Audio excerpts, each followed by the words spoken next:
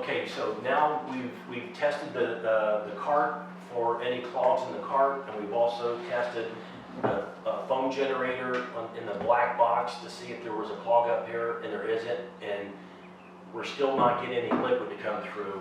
That leaves us with the connection between this black box and the cart, and it's the tether. And it's only the liquid that we have to worry about as long as you can feel air coming out of the end.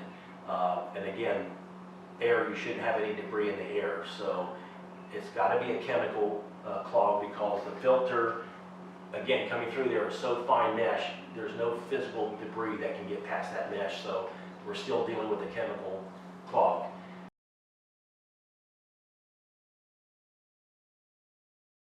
These nips that are on both ends of the tether have a check valve in them, so that keeps you from dropping or spilling liquid on the floor when you detach them. That check valve closes and keeps that from happening. So if one of these check valves is clogged or it's not working on either end, the system isn't going to get any liquid from the cart to this black box.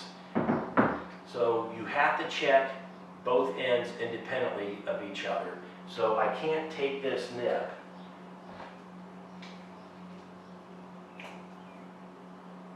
and attach it to a coupler, because we think, okay, now I can see if the liquid's coming out. But if that nip check valve isn't working, it's going to be a clogged air, and you're going to think that that's the solution. It's not. What you have to do is you have to disconnect this entire nip from this line. There's a barb in here, an 1/8" barb, and all I do is I just cut it off there, and they just push right on when you want to do a new one. So now I have an open line with no restriction. I go to the other end of the tether, and you see, I've got that. Oh, it's up here.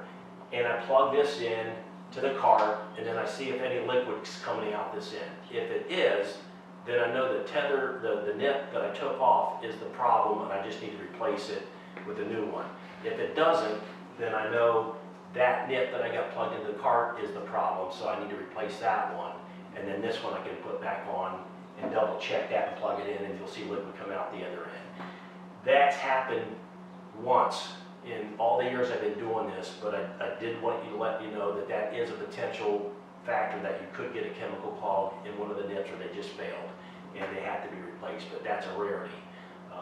99.9% of the time, you can do the clog by that cleanout kit, going through the steps that we did before this.